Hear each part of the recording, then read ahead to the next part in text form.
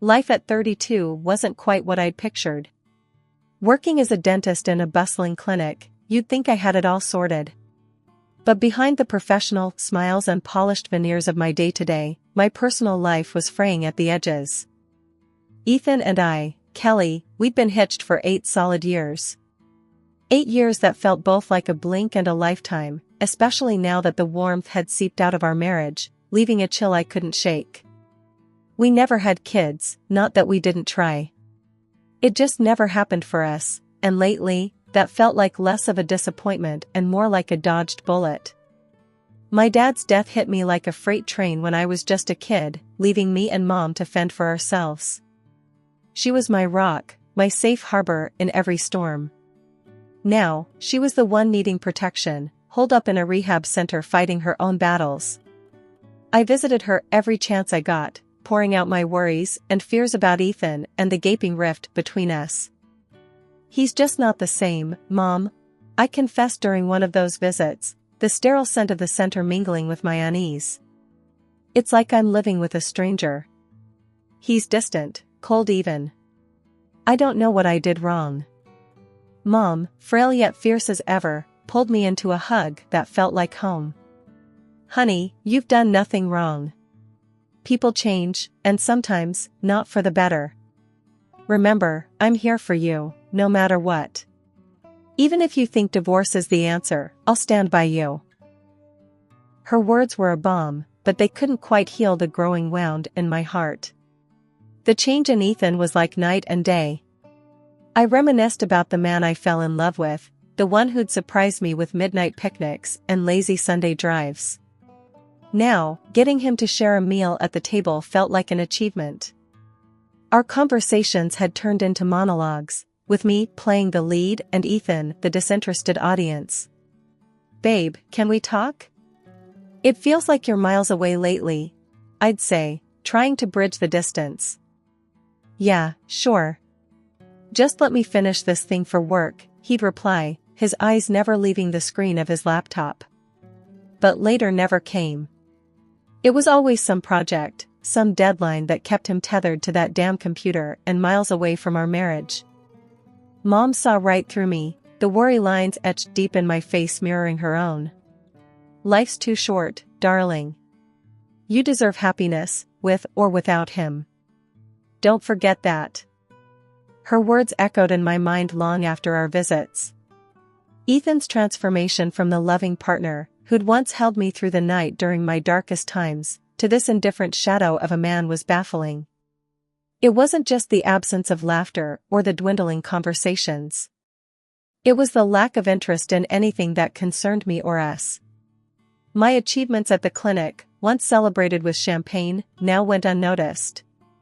My worries, once soothed by his words, now lingered in the air between us, unaddressed. I couldn't help but wonder where it all went wrong. Was it the pressure of our unspoken grief over not having children? Or had Ethan simply fallen out of love with me, leaving his body beside me as his heart wandered off somewhere I couldn't reach? The more I pondered, the more I realized how much I leaned on Mom's strength and wisdom. She was my guiding light in the fog that my marriage had become. And as I watched her battle her own demons with a grace I admired, I knew I had to find the strength to face mine. Whether Ethan was by my side or not, I was determined to find my way back to happiness, with Mom's unwavering support lighting the path ahead. That morning, the call came like a bolt from the blue. The voice on the other end, too clinical, too detached, informed me my world had just crumbled. "I'm sorry to tell you, your mother passed away early this morning," the nurse said, her voice a flat note in the cold symphony of my despair. I stood there, phone in hand, feeling like I'd been punched in the gut. The tears came hard and fast, a torrent of grief that I couldn't stem. Through the blur, I dialed Ethan, my voice a cracked whisper of the devastation rocking me. "Ethan, it's Mom, she's gone," I managed to get out between sobs. There was a pause, a silence that stretched too long. "Oh, Kelly. Is that all? What about the inheritance stuff? Did they say anything?" Ethan's voice was cold, distant, as if he was talking about a stranger's misfortune, not the death of the woman who'd been like a mother to him too. I felt a punch in the gut. Seriously? That's your first question? My mom just died, Ethan. Look, Kelly, I'm slammed at work. Can we talk about this later? Maybe tonight? His voice was as cold as ice, not a drop of sympathy or love. The rest of the day was a blur. I couldn't focus on my patients, couldn't stop the tears, couldn't believe my mom was gone. And Ethan? His reaction kept replaying in my mind, adding salt to an open wound. Home didn't feel like home that evening. It felt like I was walking into a negotiation, not a place of love and comfort. Ethan was there, all right, looking as if he was gearing up for a board meeting rather than comforting his grieving wife. So, about your mom's passing? He started, no preamble. It's sad, yeah, but we need to think about the future. This could be good for us, financially speaking. I stared at him, disbelief and anger mingling with my grief. Good for us? My mom just died, and all you can think about is money? What happened to you, Ethan? Where's the guy I married? He shrugged, a gesture so dismissive it stung. I'm being realistic. We've got to look at the big picture here. Life goes on, and this inheritance could really help us out. That's when it hit me. The man standing in front of me was a stranger, his words slicing through the last threads of what I thought our marriage was. I missed my mom more than ever, not just for her loss, but for the absence of her guidance in this moment of utter disbelief and betrayal. How can you be so heartless? I asked, the fight draining out of me. My world is shattered, and you're counting cash. Ethan didn't blink. Life's tough, Kelly. Best get used to it. We'll talk more when you're thinking clearly. About the will, I mean. I realized then and there, no amount of money, no inheritance, could fill the void my mother's passing had left, nor could it bridge the chasm between Ethan and me. This was more than loss, it was a revelation of true colors, a beacon of how alone I truly was in my grief. The day of my mom's funeral was a storm of emotions, a whirlwind of grief and disbelief swirling inside me. The ceremony was set, a final goodbye to the woman who'd been my everything. Family, friends, even folks from the clinic where I worked, they all showed up, their faces etched with sorrow and support. But Ethan, my husband, was nowhere to be seen. As the service went on, whispers began to circulate. Where's Ethan? Isn't that her husband's seat empty? The absence of my supposed life partner at such a critical moment was a glaring, painful hole in the proceedings. I could feel the pitying glances, the unspoken questions. I stepped out, needing a moment, and dialed Ethan, my hands trembling with a cocktail of rage and despair. Where are you? The service is about to start, I said, my voice, barely above a whisper, choked with grief.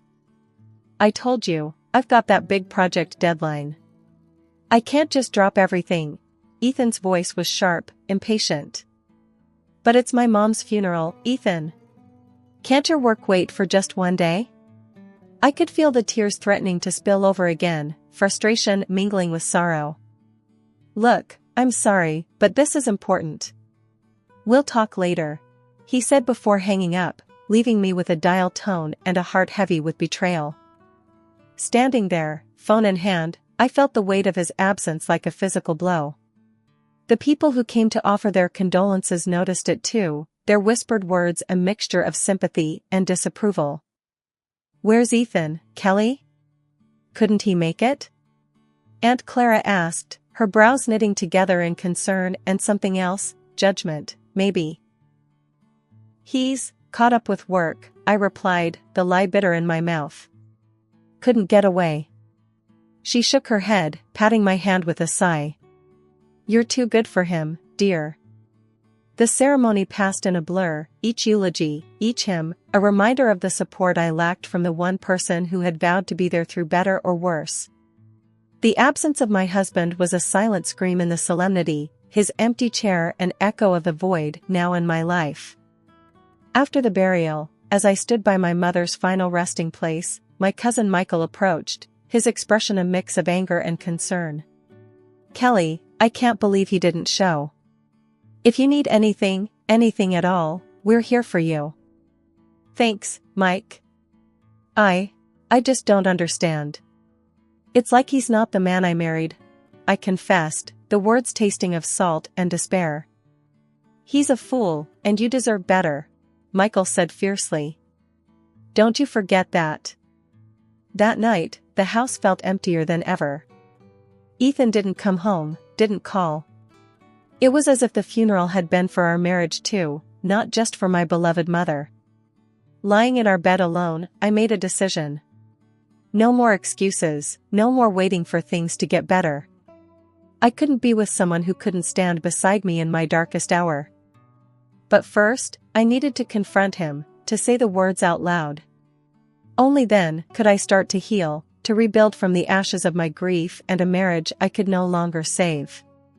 Ethan's absence at the funeral wasn't just a missed obligation, it was the final unraveling of our life together, a clear sign that it was time for me to find my path forward, alone. As dawn crept through the curtains, casting a pale light on the emptiness around me, I steeled myself for the conversation ahead, for the end of one chapter and the uncertain start of another. Since the beginning of our marriage, Ethan and I had one big dream, a home of our own, not just any home, but a place where we could grow together, maybe even raise a family. We'd sit on our cramped second-hand couch in the tiny apartment we rented, poring over house listings and dreaming of the day we'd have enough for a down payment. "It's gonna be beautiful, babe." A big backyard, a kitchen with an island, room for the kids to play, Ethan would say, his eyes lighting up with every word.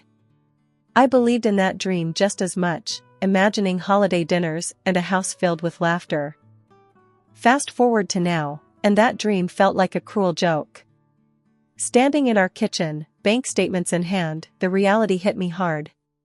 Our account, once steadily growing with every sacrifice and saved penny, was empty. I felt like the floor had given way beneath me. When Ethan walked through the door that evening, I was waiting, the bank statements still clutched in my hands. "Ethan, where's our money? Our account is empty. All those years of saving. What happened?" He just shrugged, a nonchalant gesture that fueled my growing anger. "Needed it for some urgent stuff." "Don't worry about it." "Urgent stuff?" I shot back, my voice rising. "That was our future, Ethan." "Was it for her? For your mistress and her kid?" The accusation hung heavy in the air between us. Ethan's face went pale, his usual confident demeanor faltering. How did you know about that?" Without a word, I slammed the photos on the table in front of him, pictures of him with another woman, their intimacy undeniable, and a child that bore a striking resemblance to him. His expression crumbled, the truth laid bare between us. This is where our dreams went, Ethan? To another family?" My voice broke, the pain and betrayal slicing through me. Ethan opened his mouth to respond, but the words seemed to fail him. The man I had married, the one who shared my dreams, was a stranger now, his choices unraveling the life we had built together. I'd hired a private investigator after months of doubts, and the findings were as clear as day. The moment I learned the truth about where he was during my mom's funeral, everything clicked. He wasn't at work, he was with her, his mistress. "I've known about your cheating for a while," I said, my voice steady despite the storm inside. "Hired a PI. Saw you with her, on the day we buried my mom. You weren't at work." Ethan laughed, a sound that once brought me joy now filled with mockery. "I've been wanting to end this for a long time," he admitted with a coldness that cut deeper than his words. "I was just waiting for you to get your inheritance. Guess there's no reason to wait now." His confession was a slap in the face, but it also lit a fire in me. I wasn't going to let this defeat me. "You're leaving, but not with my money," I declared with a newfound strength. I informed him of my decision to file for divorce and demanded the return of the money he'd taken from our account, money we'd saved together for a future that was now in ruins. He didn't argue, just packed his stuff and left with a smug look that made me want to scream. The moment the door slammed shut, I called my lawyer, my hands trembling but my voice clear. I'm filing for divorce. He's drained our account for his needs. I want that money back. The lawyer was optimistic, a small comfort. You've got a strong case. Gather all your evidence, photos, bank statements, everything. We'll go after him for every penny. As I hung up the phone, I felt a sense of clarity. The man I had married, the life we had built together, was gone. But in its place was a chance for a new beginning, one where I could rebuild on my own terms, without deceit or betrayal shadowing my steps. The courtroom was charged with tension, a silent battlefield where eyes did most of the talking. When it was finally time to face off, Ethan couldn't even look me in the eye. The judge's gavel might as well have been the final nail in the coffin of our marriage.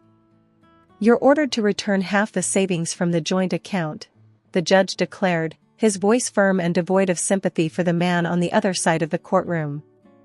Additionally, you'll compensate for your deceitful actions. Sitting across from him, I could barely contain a triumphant smile. It wasn't about the money, it was about accountability. Looks like the truth's out, isn't it? I couldn't help but whisper across the aisle during a recess. He just scoffed, a hollow sound devoid of his usual bravado. Yeah, enjoy it while it lasts, he shot back, his voice a mix of bitterness and resignation. The verdict was a clear victory, a sign that justice had indeed been served. As I walked out of the courtroom, a weight lifted off my shoulders. I was finally free from the chains of a marriage built on lies. A week hadn't even passed when I heard a knock at my door, bold and demanding. There she stood, the other woman, bold as brass and twice as sharp. I'm here for my child. He deserves a share of whatever you got from your mother, she declared, chin up and eyes blazing with entitlement. I couldn't believe the audacity. After everything, this was her move? I let out a laugh, not because it was funny, but because it was absurd. You've got some nerve, showing up here and demanding money. Your child isn't my responsibility, nor is he entitled to my mother's inheritance. She bristled at that, her stance aggressive. You owe us. He left us with nothing. The only thing I owe you is a call to the police if you don't get off my property, I retorted, my patience wearing thin. The threat seemed to pierce through her bravado, and with a huff, she turned on her heel and stormed off. Watching her leave, I felt a mix of emotions. Anger, relief, but above all, a sense of closure. The door to my past was finally closing, and I could now look towards rebuilding my life, on my own terms. With the legal battle behind me and the last of the unwelcome visitors gone, I realized that this was more than just a win in court. It was a reclaiming of my life and my dignity. The road ahead wouldn't be easy, but for the first time in a long time, I was ready to face it head-on, with a clear heart and a newfound strength. Months had passed since the trial, and the dust had finally settled. I thought I had closed the chapter on my ex-husband and the pain he'd caused. So, when my phone rang and his name flashed on the screen, a storm of emotions whirled inside me. Curiosity, more than anything, led me to accept his offer to meet. We chose a neutral spot, a small cafe that held no memories for either of us. I arrived first, choosing a table in the corner where I could see the door. When Ethan walked in, looking nervously around until his eyes landed on me, a part of me I thought was long buried felt a twinge of something. It wasn't love or longing, just a recognition of our shared past. Ethan complimented me immediately. You look amazing, as always. His voice held a note of sincerity I hadn't heard in years. Thanks, I replied, my tone neutral. So, what's this about? He hesitated, then took a deep breath. I'm alone now, he began, his gaze dropping. She left me, took everything, and now I'm drowning in alimony for our kid. I listened quietly, my expression unreadable. I had imagined countless things he might want to say to me, but this confession wasn't one of them. He rushed on. I've had a lot of time to think, about us, about everything. I know I messed up, but I've changed. I miss you. I still love you. I was thinking, dreaming really, that maybe we could try again. Start a family. His words hung in the air between us, a fragile hope in his eyes. But all I felt was a deep, resounding clarity. You're dreaming, all right, I said, a laugh escaping me. It wasn't cruel, just incredulous. After everything, you honestly believe we can just pick up where we left off? Ethan looked deflated but nodded. I know it's a lot to ask, but yes. I really believe we could make it work. I can't trust you, I said firmly, the laughter gone. Not after everything. I don't even understand how I ever fell for you in the first place. He tried to interrupt, to convince me, but I held up a hand. No. It's over. It was over the moment you chose someone else over your family, over us. I've moved on. I'm happy, truly happy. And you should try to find that happiness too, but it won't be with me. Standing up, I left him sitting there, a mix of regret and realization dawning on his face. As I walked away, a sense of freedom enveloped me. This meeting, this final closure, was the last step in letting go of a past that no longer held me. I stepped out into the sunlight, ready to embrace whatever came next, proud of the woman I had become through the trials I had faced. Life took on a new hue after everything settled down. Receiving my mother's inheritance was bittersweet. It was a reminder of her absence, but also of her love and the values she instilled in me. Remembering the long days she spent in the hospital, I decided to pay it forward. A significant portion of the inheritance went to a charitable foundation dedicated to improving patient care in hospitals. It felt right, like it was what she would have wanted. My days at the dental clinic were as fulfilling as ever. Helping people smile a little brighter gave me a sense of purpose and continuity. Occasionally, snippets of news about Ethan would find their way to me, painting a picture of a life spiraling out of control. Debts, it seemed, had become a constant in his life, a relentless shadow from which he couldn't escape. I won't lie and say there was no part of me that felt vindicated, but gloating over someone's misfortune, especially someone I once shared my life with, felt wrong. I preferred to think of it as the universe balancing the scales, giving out what was deserved, nothing more. Recently, life threw me a curveball, but this time it was a pleasant surprise. At a dental symposium, I reconnected with a colleague I'd only known in passing before. Our casual conversations during the conference revealed a shared passion for vintage rock music, hiking, and, surprisingly, an affinity for spicy food that could make even the bravest souls weep. We started dating not long after, finding comfort in our shared interests and in the understanding that only those who have experienced similar life trials can offer. One evening, over dinner at a cozy restaurant that had become our favorite haunt, he asked me, "How do you manage to stay so positive after everything you've been through?" I paused, considering his question. I guess I realized that holding on to bitterness is like letting someone else live rent-free in your head. Moving on, it's not just about forgetting the past, but about making peace with it. He nodded, a look of admiration in his eyes.